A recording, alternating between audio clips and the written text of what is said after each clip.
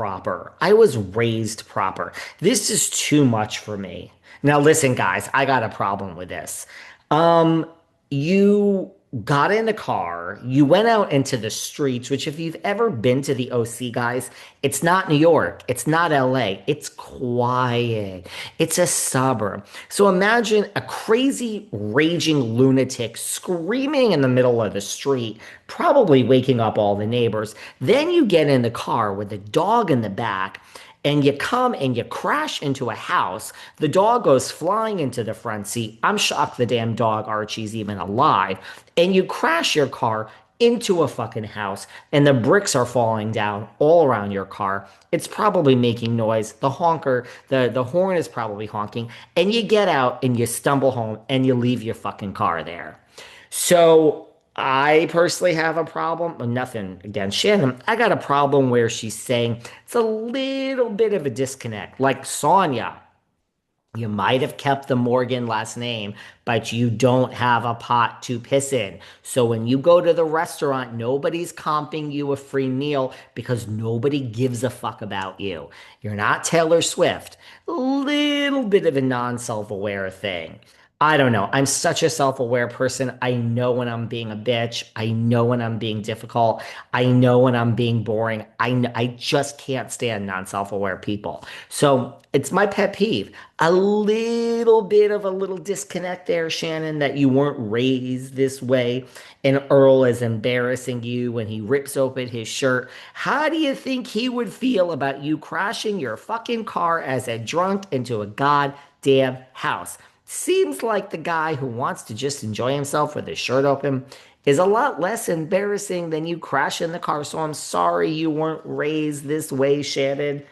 But she's really starting to think that maybe she can't deal with Earl, and Earl isn't the guy for her because she's a fancy woman who was raised a certain way and her lifestyle is fancy and he's too simple. Fair enough, fair point. I feel that way myself about plenty of people I meet, which is not even a good thing. It's not even an arrogance thing. It's actually like I've said on this podcast before with Sarah, some days I just wish I was a simple girl and I just met a simple guy and we moved to some simple town and lived a simple life. It's not me. There's nothing I can do about it. The difference is I'm not sitting there and complaining about Earl with his shirt open because I know that that's probably not for me. But let the guy, I mean, he's a widower. Let him have fun. But I just thought that was funny.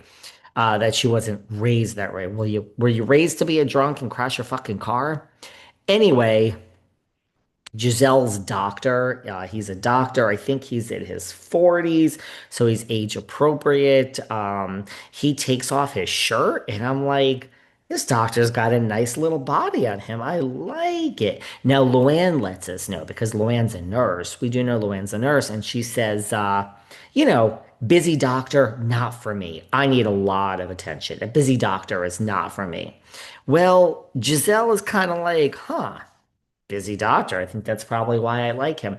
By the way, for the record, for everyone listening, I also would prefer a busy doctor. A doctor is my number one category that I would like to date, just because, I fear like I'm one diagnosis away from like something serious happening in my life. Hopefully not. And I don't live my life in fear, but I live my life very appreciative for every moment that I am not sick. And I would just love to have a guy at home that I was able to ask things to. And, I mean, listen, if you're a plastic surgeon, you can give me free fucking Botox and filler like every 3 months. That would be great too. And also, I would appreciate the income that comes along with being a doctor. So my number one category that I want to date is a doctor for real.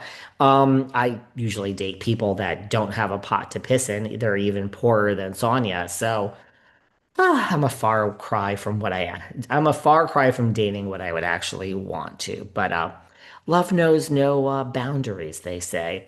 Anyway, this doctor is pretty damn hot, and I love that he came in, and I guess last week he told Giselle, they show a flashback. He said, I've never dated a black woman. And then now we're at breakfast or brunch or whatever you want to fucking call it. And he says, I just want to let you know, Giselle, I've done research, and statistically, a white man and a black woman, that marriage lasts the longest. Now, at first, I thought Giselle was getting offended by this type of statistic, and I mean, whatever. I don't know where he's pulling this statistic out of, but our girl Giselle is very impressed. She's like, the man came. He has no experience dating a black woman, and he has done his research. This, out of all the things that she hasn't been impressed with, this impresses Giselle.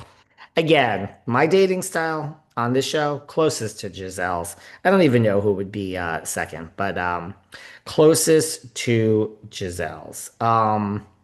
If I can say so myself. So I totally got you, Giselle. I got you. I feel it. I feel it, girl. Well, Shannon just doesn't know if she could live the same lifestyle as Earl, and Earl is still hanging in there. I wish him well. I wish him well. She's not going to end up choosing this guy. Let's just be honest. Luann wants to know from Mark, where are you going to take me for dinner? He actually, I think, does construction on townhouses or something. He refurbishes townhouses in New York. So he is conveniently located. Could I see him on Luann's boat in Sag Harbor? I sure could. I sure could. So that's that. He said he'll take her to Minetta Tavern. She says, I love Minetta Tavern.